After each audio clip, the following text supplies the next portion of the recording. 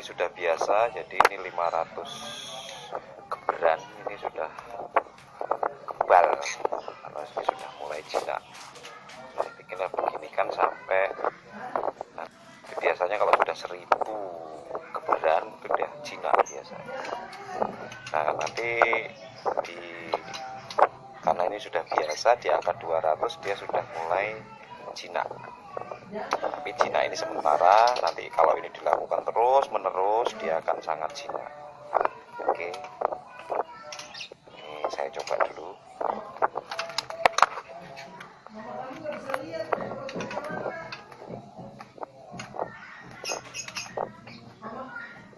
Nah, ini sampai kebetulan ini sudah 200 kali per satu sesi, bisa 5 kali jadi 1000. Coba kita lepas di sini. Ini sudah cenderung enggak.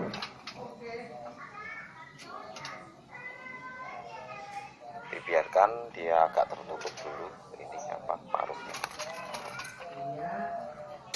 Paruhnya biar agak tertutup dulu. Nanti baru kita kasih jangkrik.